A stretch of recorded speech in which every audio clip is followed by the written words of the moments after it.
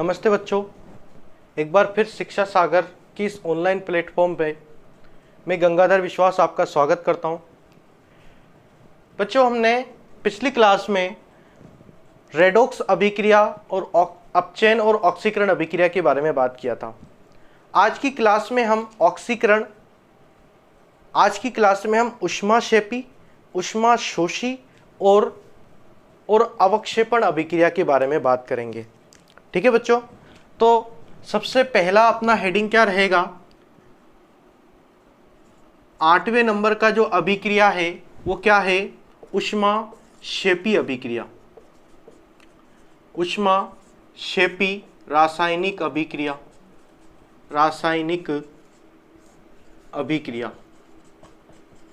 ऊष्माक्षेपी रासायनिक अभिक्रिया। अब समझना, देखो ऊष्माक्षेपी रासायनिक अभिक्रिया क्या है? ऊष्माक्षेपी, देखो एक होता है ऊष्माक्षेपी और एक हम पढ़ेंगे ऊष्माशोषी, है ना। ऊष्माक्षेपी और ऊष्माशोषी। अब क्षेपी का मतलब यह होता है, देखो इसको ऐसे याद रखना, बस शोषी वाला याद रखना। ऊष्माशोषी, शोषी का मतलब शोषण करना, शोषण मतलब ग्रहण करना एक प्रकार से, है ना। तो ऊष्मा का अगर ग्रहण करता है तो ऊष्माशोषी रासायनिक अभिक्रिया। और अगर क्षेपी मतलब जैसे झलकता है, मान लो बाहर निकल गया, तो उसको हम क्या बोलते हैं? ऊष्माक्षेपी रासायनिक अभिक्रिया। मतलब वे रासायनिक अभिक्रिया जिसमें उत्पाद के निर्माण के साथ ऊष्मा का भी उत्सर्जन होता है, उसे हम ऊष्माक्षेपी रासायनिक अभिक्रिया कहते हैं। ठीक है, मतलब कभी कभार ऐसा होता है कि कोई रासायनिक अभिक्रिया हम करवाते हैं ना, तो रासायनिक अभिक्रिया के साथ साथ पात्र भी गर्म हो जाता है। जैसे कि आपने देखा होगा, जब हम चूने को हम जब पानी में मिलाते हैं पुताई, घरों पे पुताई करने के लिए, तो अपना जो पात्र होता है वो पात्र क्या हो जाता है? गर्म हो जाता है। जबकि हम उसको गर्म वगैरह नहीं करते, वो अपने आप क्या हो जाता है? गर्म हो जाता है। तो इसका कारण क्या है कि वो रासायनिक अभिक्रिया कैसा है? ऊष्माक्षेपी रासायनिक अभिक्रिया होता है वहां पर, है ना। तो हम क्या बोलेंगे? वे रासायनिक अभिक्रिया जिसमें वे रासायनिक अभिक्रिया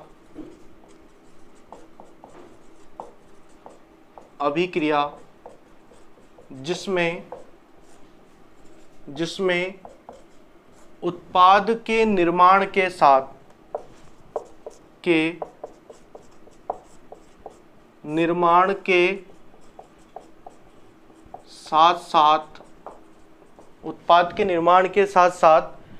ऊष्मा का भी उत्सर्जन होता है, ऊष्मा का भी उत्सर्जन होता है,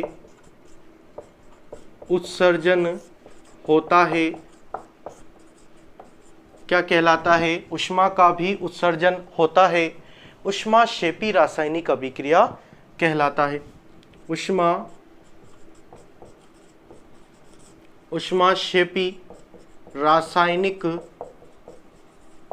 ऊष्माक्षेपी रासायनिक अभिक्रिया कहलाती है ना, अभिक्रिया कहलाती है। अब इसको समझना, देखो जिसमें क्या होगा कि उत्पाद के निर्माण के साथ साथ ऊष्मा का भी उत्सर्जन होगा। ठीक है, उसको हम क्या बोलेंगे? ऊष्माक्षेपी रासायनिक अभिक्रिया कहेंगे। अब इसके अगर उदाहरण की अगर बात करें तो सबसे अच्छा उदाहरण जिसको मैंने आपको पहले भी लिखा रखा है संयोजन अभिक्रिया में, कि कैल्शियम ऑक्साइड में अगर जल मिलाते हैं तो क्या बनता है? कैल्शियम हाइड्रोक्साइड बनता है। और साथ में इस अभिक्रिया में बहुत मात्रा में क्या होता है? ऊष्मा का भी उत्सर्जन होता है, ऊर्जा निकलता है। ठीक है, तो ऊष्मा निकलता है, ऊष्मा का अगर उत्सर्जन हो रहा है तो यहाँ पर इसको हम क्या कहेंगे? ऊष्माक्षेपी रासायनिक अभिक्रिया कहेंगे।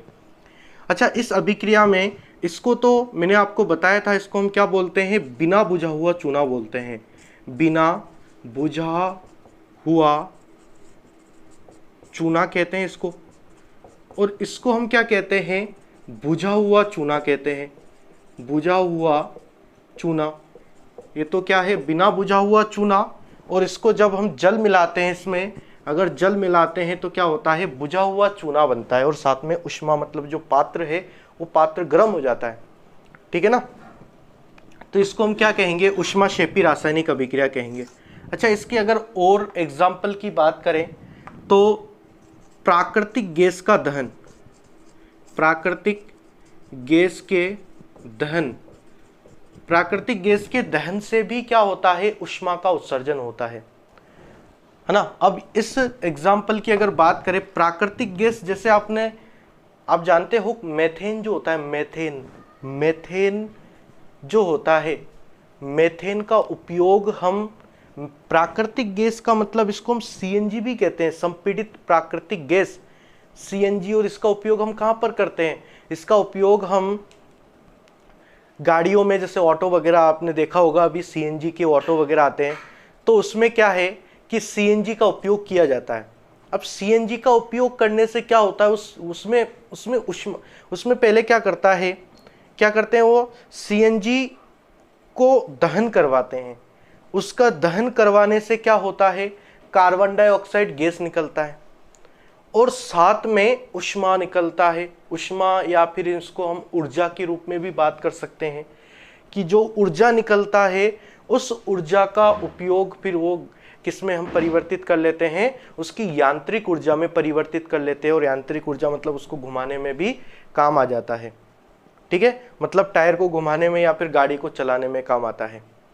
तो इस प्रकार कुल मिला के क्या हो रहा है, ऊर्जा प्राप्त हो रहा है ना। जैसे हम खाना खाते हैं तो खाना खाने के बाद जो ग्लूकोज बनता है, ग्लूकोज की क्रिया जब ऑक्सीजन के साथ होता है, तो ऑक्सीजन के साथ जब क्रिया होता है तो क्या होता है, कार्बन डाइऑक्साइड और साथ में जल बनता है और साथ में इसके साथ ऊर्जा बनता है। और वो ऊर्जा हमारे शरीर में एनर्जी के रूप में काम करता है, जिसके कारण हम चल पाते हैं, उठ पाते हैं, है ना, बैठ पाते हैं। तो वो सारी चीज़ें क्या है, ऊर्जा के कारण हुआ। तो वो भी ऊर्जा बना। तो ऐसा नहीं कि गर्म होना चाहिए। अब गर्म, इसका ऊष्माक्षेपी का मतलब ये नहीं है कि ऊष्मा निकल रहा है इसका मतलब गर्म हो रहा है पात्र, आग निकल रहा है, ऐसा नहीं है। मतलब क्या हो रहा है, ऊर्जा निकल रहा हो, है ना, कुल मिला के ऊर्जा प्राप्त होना, उसको हम क्या बोलेंगे, ऊष्माक्षेपी रासायनिक अभिक्रिया कहेंगे। अब प्राकृतिक गैस के दहन की अगर अभिक्रिया की बात करें तो ये मेथेन होता है। मेथेन को जब हम जलाते हैं तो क्या बनता है, कार्बन डाइऑक्साइड बनता है, कार्बन डाइऑक्साइड प्लस H2O बनता है और साथ में क्या निकलता है, ऊष्मा का उत्सर्जन होता है। तो इसको भी हम क्या बोलेंगे, इसको भी हम ऊष्माक्षेपी रासायनिक अभिक्रिया कहेंगे, ठीक है, ऊष्माक्षेपी रासायनिक अभिक्रिया कहेंगे। इसको हम चाहो तो ऊर्जा के रूप में लिख सकते हैं कि ये जो ऊर्जा प्राप्त हुआ इसको हम गाड़ी चलाने में काम लाते हैं। अच्छा, ये रासायनिक अभिक्रिया थोड़ा संतुलित नहीं है, इसको अगर संतुलित करें तो यहाँ 2 लगा देते हैं और यहाँ 2 लगा देते हैं, 4 हाइड्रोजन हो गया, यहाँ पर भी 4 हाइड्रोजन, ऑक्सीजन यहाँ पर 4 और ये 2 और ये 2, 4 हो गया ऑक्सीजन भी, ठीक है। तो ये प्राकृतिक गैस का दहन भी हो गया। अब इसके अगर और भी एग्जाम्पल की बात करें तो पहला इसका एक बार स्क्रीनशॉट ले लेना।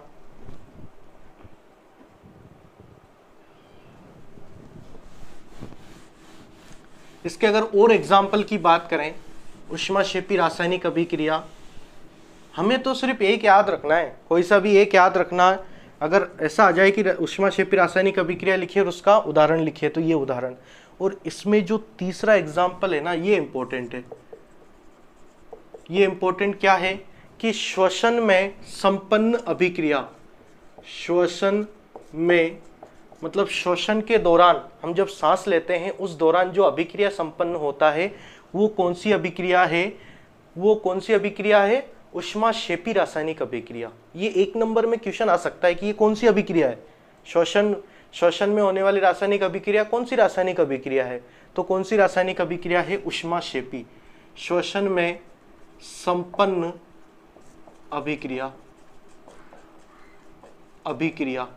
तो श्वसन में संपन्न अभिक्रिया कौन सी रासायनिक अभिक्रिया होता है, ऊष्माक्षेपी रासायनिक अभिक्रिया। और इस रासायनिक अभिक्रिया अगर सूत्र लिखे C6H12O6, ये क्या होता है, ग्लूकोज होता है।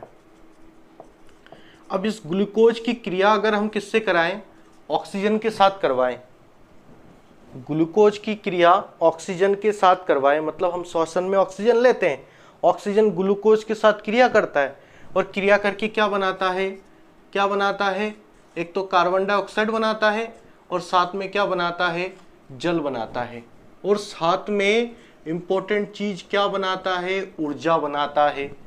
ऊर्जा बनाता है, दिख रहा है सबको, ऊर्जा बनाता है। ठीक है, तो इसको अगर हम इसको अगर संतुलित करें तो यहां पर हम क्या लगा देंगे, 6 6 और 6, ऐसे याद रखना बस, तीनों जगह 6 आता है और ये भी 6 C6H12O6 आता है, इसलिए सभी जगह 6 6 ऐसे याद रखना। ठीक है, ऊर्जा निकलता है और इस ऊर्जा का उपयोग हम शरीर में विभिन्न क्रियाओं के रूप में काम में लेते हैं। ठीक है, तो ये श्वसन में संपन्न अभिक्रिया कौन सी रासायनिक अभिक्रिया है, ऊष्माक्षेपी रासायनिक अभिक्रिया है। ठीक है, अच्छा इसमें एक और उदाहरण याद रखना है, तो उसकी रासायनिक अभिक्रिया नहीं है, ओनली उदाहरण याद रखना है हमें। उदाहरण क्या याद रखना है कि शाक सब्जियों का विघटित होकर कंपोस्ट बनना। शाक सब्जियों जिसको हम वनस्पति भी कह सकते हैं, वनस्पति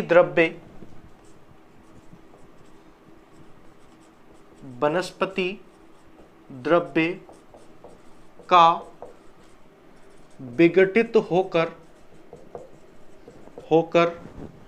कंपोस्ट बनना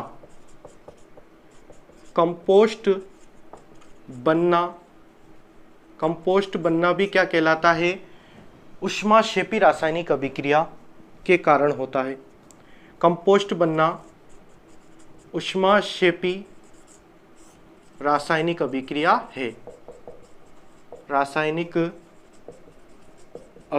है, ऊष्माक्षेपी रासायनिक अभिक्रिया है। मतलब ये कंपोस्ट बनना भी क्या है, ऊष्माक्षेपी रासायनिक अभिक्रिया है। शाक सब्जियों का विघटित होकर कंपोस्ट बनना। ठीक है, अब इसके आगे अगर बात करें तो ये तो आपका क्या हो गया, ऊष्माक्षेपी अभिक्रिया, और इसके चारों एग्जाम्पल इंपॉर्टेंट है, ध्यान रखना। पूछ लिया जाता है कि शाक सब्जियों का विघटित होना कौन सी रासायनिक अभिक्रिया है, तो ये ऊष्माक्षेपी रासायनिक अभिक्रिया है। ठीक है, अब हम बात करेंगे ऊष्माशोषी रासायनिक अभिक्रिया के बारे में कि ऊष्माशोषी रासायनिक अभिक्रिया किसे कहेंगे, कि ऐसी रासायनिक अभिक्रिया जिसमें ऊष्मा का अवशोषण होता है ना। क्रियाकारक क्या करता है, ऊष्मा अवशोषित करता है, फिर उत्पाद में कन्वर्ट होता है। मतलब हम क्या लिखेंगे, ऊष्माशोषी रासायनिक अभिक्रिया, ऊष्माशोषी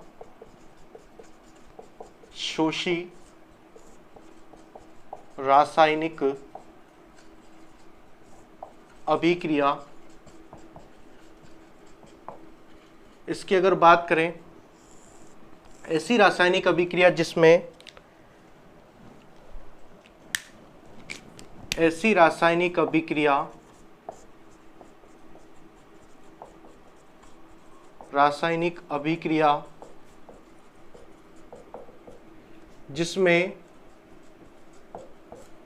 जिसमें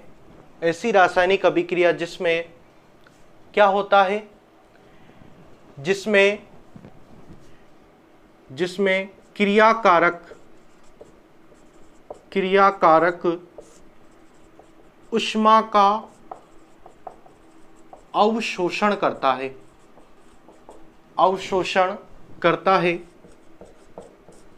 क्या कहलाता है, ऊष्माशोषी।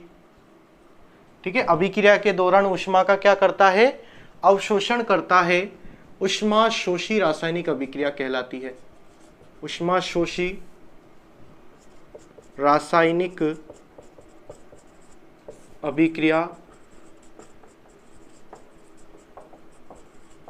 कहलाती है।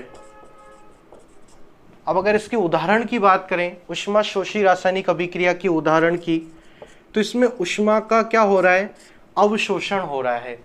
ठीक है, इसमें सबसे अच्छा उदाहरण मैंने आपको लिखाया था, किसमें लिखाया था, ये आपको मैंने कैल्शियम कार्बोनेट विघटन अभिक्रिया में लिखाया था कि कैल्शियम कार्बोनेट को जब ऊष्मा दिया जाता है, गर्म किया जाता है, ऊष्मा दिया जाता है, तो क्या बनता है, एक तो कैल्शियम ऑक्साइड बनता है और साथ में कार्बन डाइऑक्साइड गैस बाहर निकल जाता है।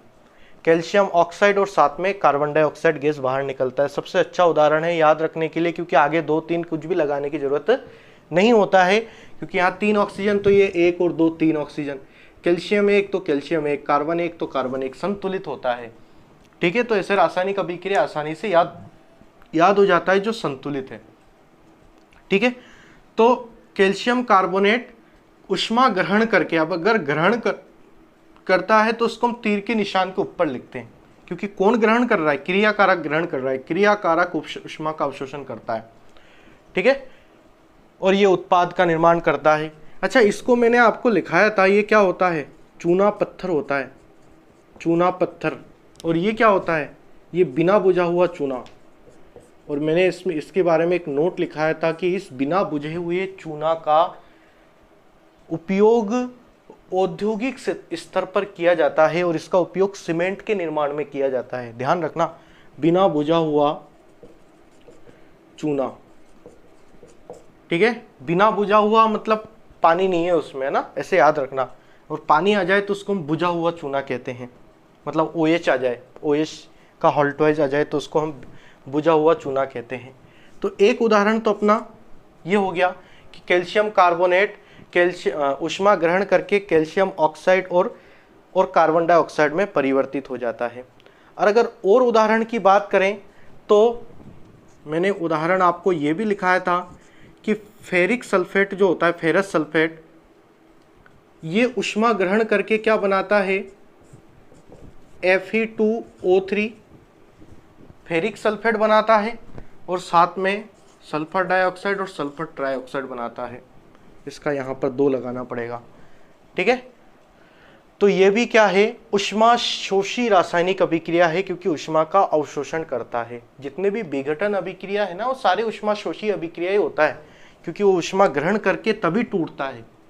ठीक है, तो ये ऊष्मा शोषी रासायनिक अभिक्रिया का उदाहरण है एक प्रकार से।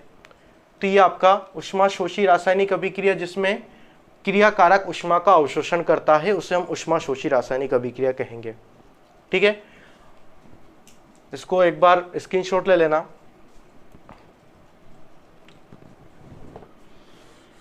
अब इसके आगे अगर हम बात करें, एक रासायनिक अभिक्रिया और है,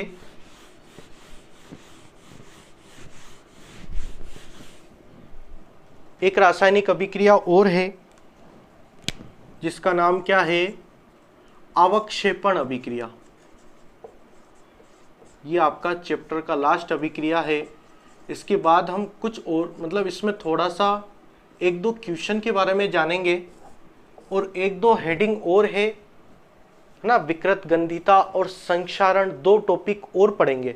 हालांकि संक्षारण वाला टॉपिक जो है वो थोड़ा डिटेल से आपके 3rd चैप्टर में है, लेकिन हम इसमें भी पढ़ेंगे, है ना, ओनली उसकी परिभाषा याद रखेंगे। अवक्षेपण अभिक्रिया क्या है? अब अवक्षेपण अभिक्रिया की बात करें तो वे रासायनिक अभिक्रिया जिसमें अवक्षेप का निर्माण होता है। अब इसमें एक नाम आया अवक्षेप। अच्छा, पहले रासायनिक अभिक्रिया को लिख लेते हैं, फिर अवक्षेप के बारे में मैं बताता हूं आपको। तो इस क्या होता है, वे रासायनिक अभिक्रिया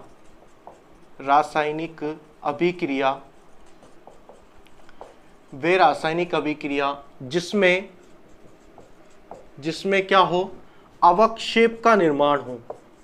अब ये अवक्षेप क्या होता है, इसके हम बारे में बात करेंगे। अवक्षेप का निर्माण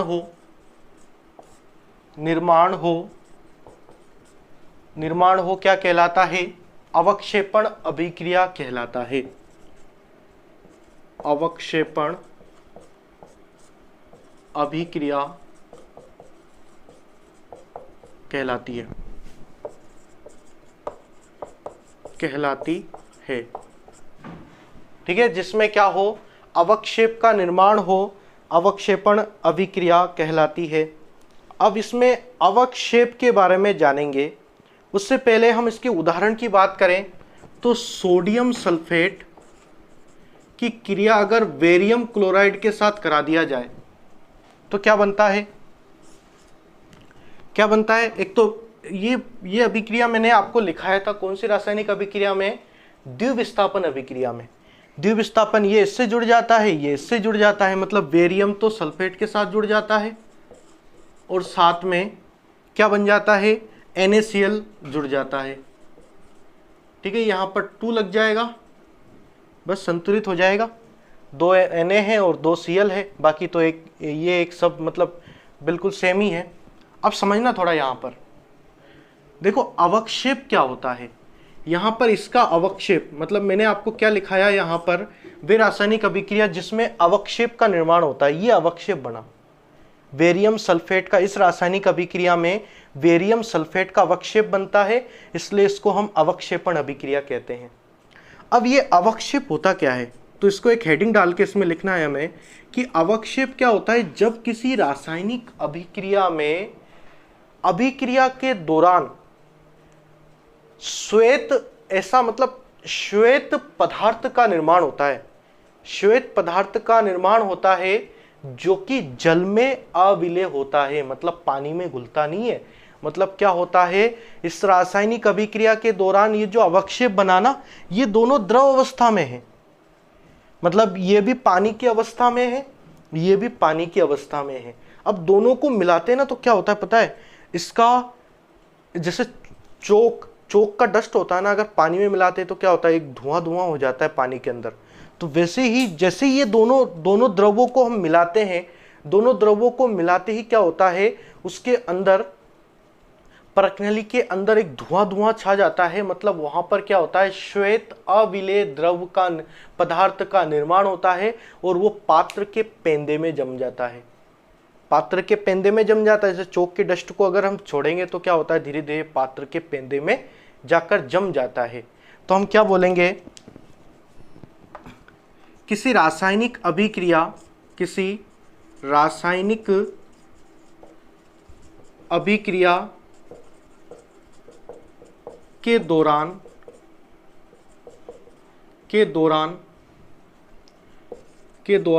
बनने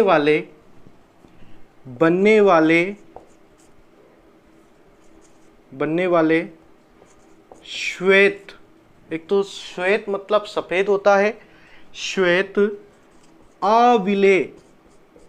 अविलेय मतलब क्या है कि पानी में नहीं घुलता ना, अविलेय, श्वेत अविलेय पदार्थ, श्वेत अविलेय पदार्थ को क्या कहते हैं, को अवक्षेप कहते हैं, अवक्षेप कहते हैं। जो पानी में क्या हो, नहीं घुलता हो और श्वेत मतलब सफेद कलर का हो, तो उसे हम क्या बोलेंगे, अवक्षेप बोलेंगे। ठीक है, ये बेरियम सल्फेट का अवक्षेप का निर्माण होता है इस रासायनिक अभिक्रिया में। तो ये आपका क्या हुआ, अवक्षेपण अभिक्रिया हो गया कंप्लीट। ठीक है बच्चों, आज की क्लास के लिए इतना ही, बाकी हम नेक्स्ट क्लास में बात करेंगे संक्षारण और विकृत गंधिता के बारे में बात करेंगे। और बच्चों अगर वीडियो अच्छा लगे तो लाइक ज़रूर कर देना और चैनल को सब्सक्राइब कर देना। धन्यवाद।